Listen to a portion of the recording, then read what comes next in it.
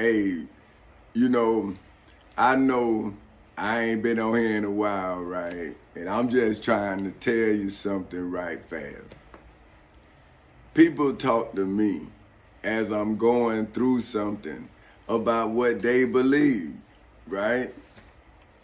And I'm saying, I respect what you believe, but that doesn't mean that I'm not going through what I'm going through, right? So I'm respecting what you believe, but you telling me your perspective of what I'm going through. And you telling me Moses didn't get in the promised land. And like as if it's okay for what's happening to me. So what I'm saying is, if you can use what you believe against me, then if I then learn what you believe, then am I using it against you? See, this is what I'm saying, right? An argument starts with two people, right? So the person that's influential, right, is the person that grows their understanding. That's why they say the masses control the narrative. You see what I'm saying? That doesn't mean that you right. It means that you got so much might that might makes right. You see what I'm saying? But I'm saying, well, hey, this country gave me an oath to defend the Constitution against all enemies, foreign and domestic, right? At a time when my life was out of order. And it was because of me. It was because of what I did, right? So I had to do what I'm offering you all the opportunity to do, right? I had to change course, right? Now, I didn't change who I am. I changed what I was doing, right? See, I'm still the same person, but what I did was different. You see what I'm saying? Now, if I did not read what you read, then I wasn't walking in your understanding. I was walking in my understanding, right? So if I believe something internally and I kept it to myself, I still believed it. I just didn't let nobody else know that that's how I believe. Now, when I read the scriptures, I'm right. See, because it said that you're supposed to go into a quiet place and pray. See, that's internally. That's you speaking to yourself and God answering you through your understanding. So now, if you believe you can't lift something, right, then you won't lift it because you won't try to lift it, right? But if somebody put it on that bar and put it on your chest, then you gonna know if you can't lift it because you gonna have to try, right? So this is what I'm saying about slavery, right?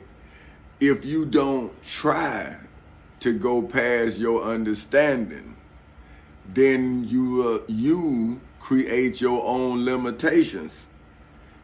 See, and then people get mad with you for defying the odds.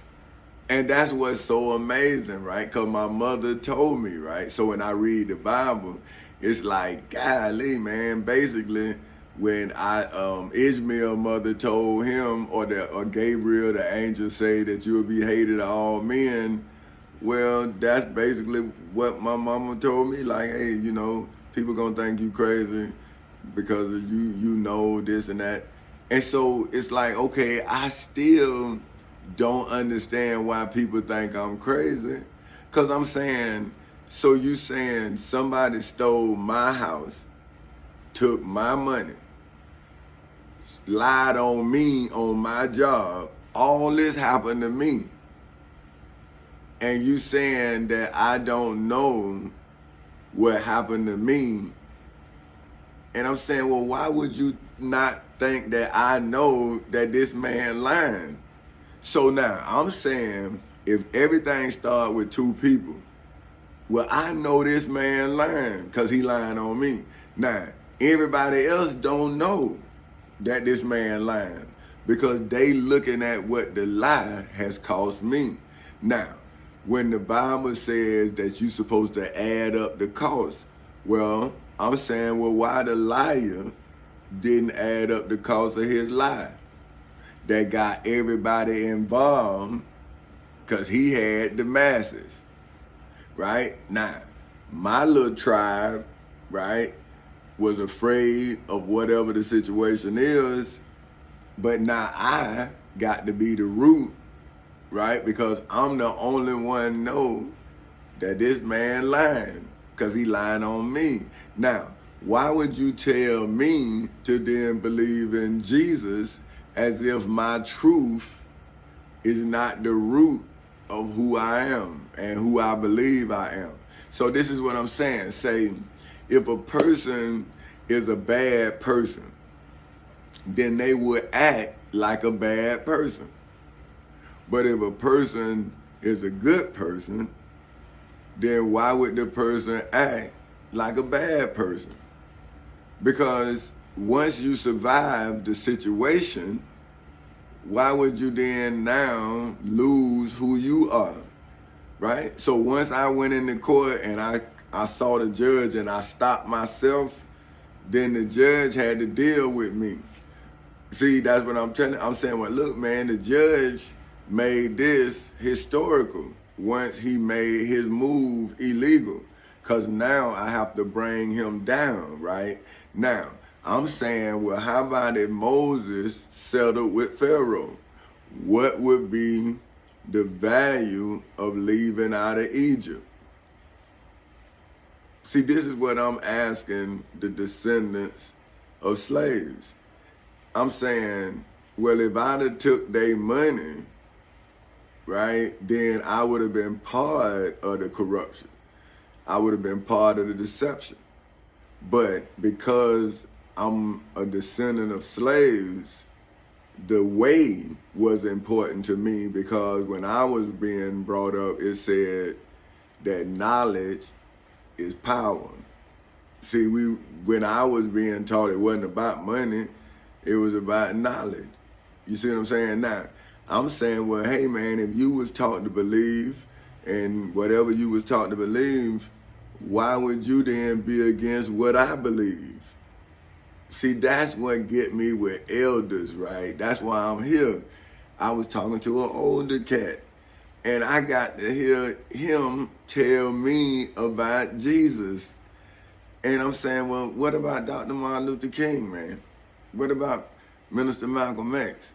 What about, Mr. Fred Hampton? Man, what about, Mr. Jordan Truth? Like, what about Miss Harriet Tubman? Like, what about Mr. Huey P. Newton?